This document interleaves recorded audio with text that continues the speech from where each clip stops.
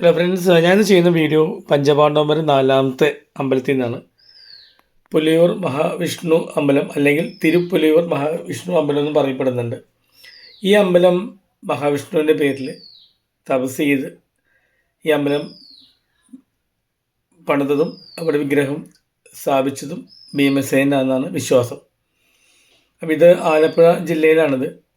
കേരളത്തിൻ്റെ ആർക്കിടെക്ചർ തന്നെയാണ് ഈ അമ്പലവും പണിതിരിക്കുന്നത്. പക്ഷേ ഈ അമ്പലത്തിൽ പ്രത്യേകത എന്ന് വെച്ച് കഴിഞ്ഞാൽ നമ്മുടെ ബലിക്കല്ല് അമ്പലത്തിൻ്റെ പുറത്തായിട്ട് കൊടിമരത്തിനും അമ്പലത്തിനും ശ്രീകോവിലിനും അമ്പലത്തിനിടയ്ക്കായിട്ടാണ് ബലിക്കല്ല് നമ്മൾ കാണുന്നത്. ഏകദേശം ഒരു 2 ഏക്കറിലാണ് ഈ അമ്പലം സ്ഥിതി ചെയ്യുന്നത്. നിലവിലിപ്പോൾ ഇത് തിരുവിതാംകൂർ ദേവസ്വം ബോർഡിൻ്റെ കീഴിലാണ്.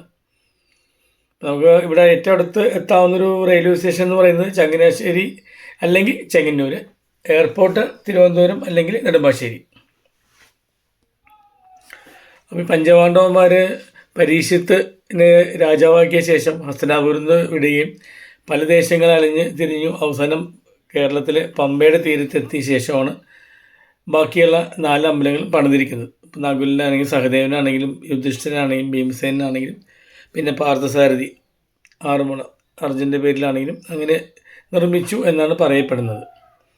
ഇപ്പോൾ ഇവിടെ ശ്രീകോവിൽ ശരിക്കും റൗണ്ട് ഷേപ്പിലാണ്. ശ്രീകോവിലിൽ കയറാനുള്ള അധികാരം തന്ത്രിക്കും മേൽശാന്തിക്കും മാത്രമേ ഉള്ളൂ.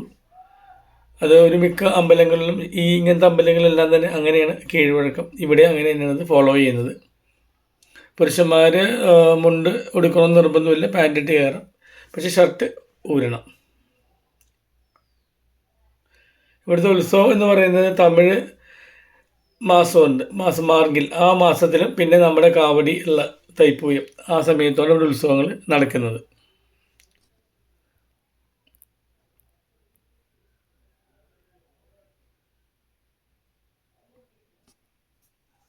അമ്പലം തുറക്കുന്നത് രാവിലെ 4 മണിക്ക്, പൂട്ടുന്നത് അതേ ദിവസം 11 മണിക്ക്, വൈകുന്നേരം 5 മണിക്ക് തുറന്നിട്ട് 8 മണിക്ക് അടയ്ക്കുകയും ചെയ്യും.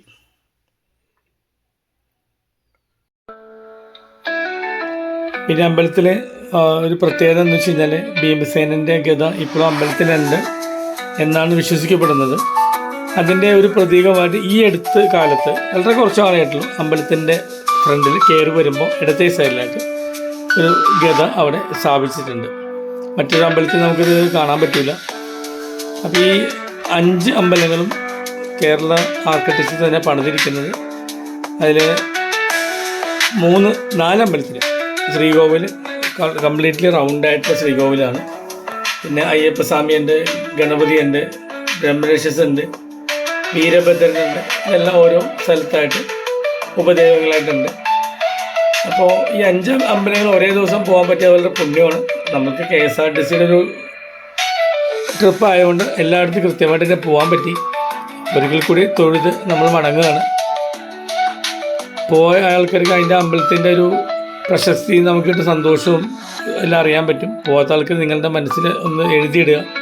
എപ്പോഴെങ്കിലും നിങ്ങൾ ആലപ്പുഴ, കോട്ടയം അമ്പലങ്ങളിൽ പോകുമ്പോൾ ഈ അമ്പലത്തിൽ കൂടി പോകാൻ ശ്രമിക്കുക. വീഡിയോ ഇഷ്ടമെന്ന് വിചാരിക്കുന്നു. Thank you. ബൈ.